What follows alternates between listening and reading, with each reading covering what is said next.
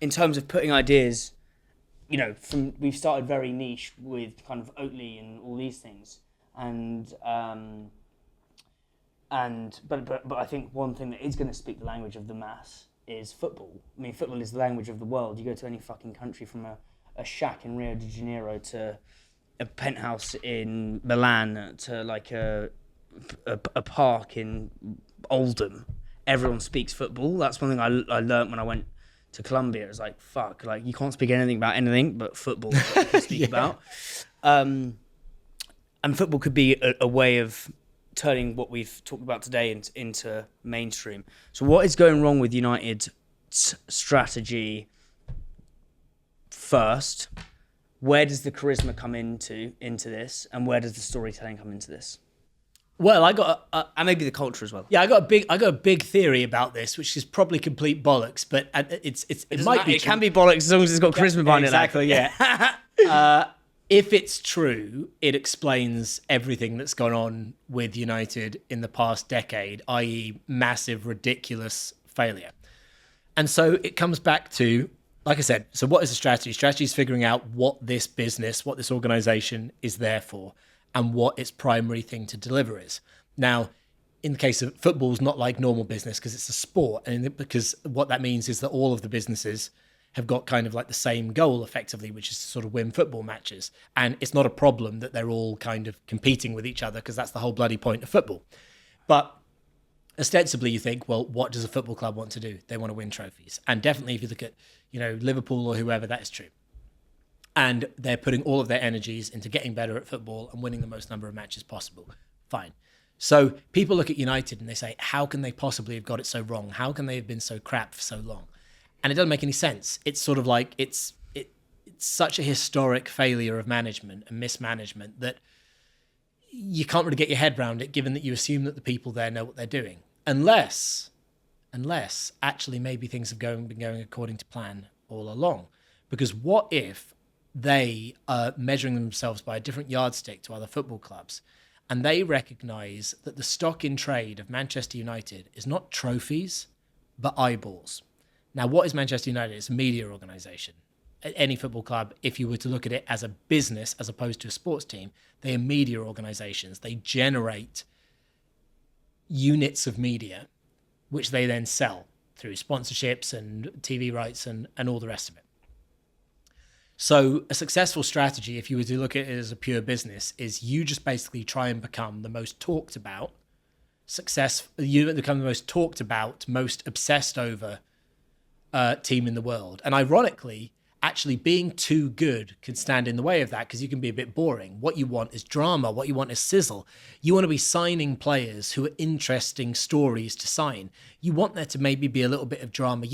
It's not that you want things to go badly. It's more that it doesn't really matter whether they go badly, because you win either way, because people are talking about you. And to this day, Manchester United get exponentially more clicks and more interest than any other football club on the planet, even though they are rubbish. And arguably because they are rubbish. So if you say that United's strategy is actually to just generate controversy and media, then they're phenomenally successful. And what that also means is that, in terms of how they allocate their budget, for example, they will not allocate their budget on boring behind the scene things that only exist to improve football results. For example, coaching facilities and coaches. Like, there's no media value in that. All it does is make your players better at football, but you don't actually get any, it's not by the by for the goal. But if you sign a player for 100 million quid, that has media value.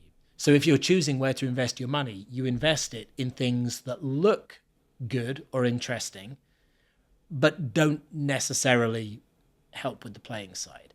So that is my theory about what has gone wrong, or perhaps more accurately, gone right with United over the past decade, that they are just a very strategically unusual football team that recognise that the big win in football is not trophies, it's eyeballs. And as the game evolves and when they bring in a Super League and all that bollocks, the people who are going to be left with all the money are going to be the ones with the eyeballs. And nobody has more eyeballs than Man United. It's a beautiful story or just reframe of like what strategy is on that much deeper level, because we were talking about at the beginning USPs versus the deeper USD, which is unique, different point of disagreement. Yeah, they're disagreeing about what football is for. Trophies are the top line USPs, for example. Whereas the deeper strategy is, we want eyeballs, and I think it's just beautiful. So I kind of do agree with you, but also that's a great. I do.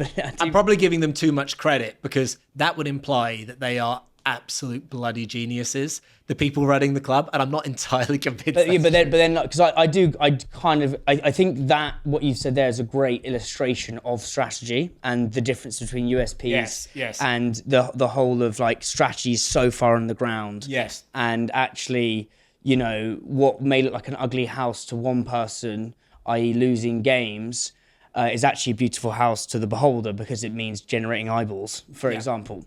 But park that, and let's talk about actually winning trophies. Let's just say their strategy is to win trophies, which they're not doing. And it's a great kind of example of where the kind of deep strategy, charisma, storytelling, culture all breathes around that club. If the strategy, the deep-rooted strategy, is to win trophies, where do you think it's going wrong? This is actually a much more complicated question than I think you think it is, because there's something about sport, which, like I was sort of hinting at before, is very different from business, in that in business, effectively, there are no rules. It's this open, infinite game playing field, and you just generate new value and you collect value. And by definition, you should not be doing what your competitors are doing, right? So you're trying to actively not compete with other businesses. The whole point of sport is that you have this very, very narrow, very restricted, very artificial set of rules, the rules of the game, which everybody has to compete under, which forces everybody into the same place. And explicitly, it's a competition. And it is literally who is going to finish top of the league, who's going to finish number 2. So there is no there's no league table in business. Everyone's kind of playing their own game, or they should be. But in football, there is quite literally a league table, because the rules are so narrow that everyone's doing the same thing. Now, in that scenario, the understanding of strategy becomes quite different, because you can't really sort of play a different game than everyone else the way that you can in business, because the rules are forcing you all to play the same game. Of course, you can come up with sort of like tactical innovations and stuff like that. So there is a bit of that. But really, the winner is not the person who comes up with this really differentiated strategy. The winner is the person who plays the game to the highest possible level. And what that means, which is obviously what you see with, famously, I think the England rugby team were big on this back in the day, and lots of sports teams, is you've got to squeeze out every marginal gain possible. You have got to do everything that 1% better than everyone else. And that's why there's so much intensity and so much passion and effort, and all of these things count. Because if your players are 1% more at the races than the other team's players, even if they're better than you, you can win, because you can just sort of go the extra inch and push through. And in order to have that level of sort of incredible high performance and intensity, which is what people like Guardiola and Klopp are famous for, everything needs to be obsessively and relentlessly geared towards the sport, and absolutely no compromises. It's probably not nice to be inside an environment like that. It's probably bloody hard, bloody unpleasant, and it takes a real type of personality to be able to tolerate the pressure. So, in terms of United, clearly that is not the case. Clearly this is not a club with a obsessive, aggressive focus on squeezing out that extra inch and putting it all on the field. Because and this is not something I'm making up, this isn't my theory, this is something that people talk about with United all the time. Their priorities are very diffuse. Louis van Gaal, former United manager, he warned current Man United manager, another Dutchman, Erik ten Hag, he said to him, I advise him not to go there because he would be better off at a football club that prioritizes football, not a commercial organization that prioritizes commercials. And what he meant by that is that United, for example, they make their players do all sorts of commercial activities that make them take their eye off the ball, which at other clubs they don't do. Such as?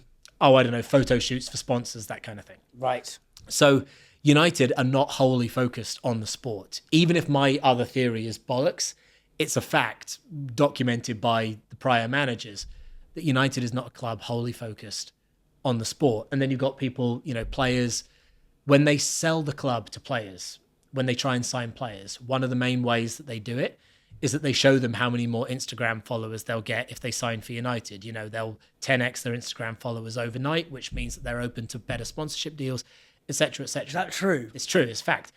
Other clubs don't do that. I'm not saying it's a bad idea because obviously it persuades people to sign for them who might not otherwise sign for them. But you might question what kind of personality that attracts to the club and whether or not they are people who are all about on the pitch glory and nothing else. And so obviously people do throw those accusations at United players all the times that, they're more about the brand, their own brand, than they are about winning trophies and blah, blah, blah, blah, blah. So it's this lack of obsessive dedication, I think, that is what holds them back. And ultimately it's the only form of strategy that, when all is said and done, really works in football, because I want to stress, football is not about differentiation. Football is about intensity. And where I think businesses go wrong is that a lot of businesses, they try and learn lessons from sport.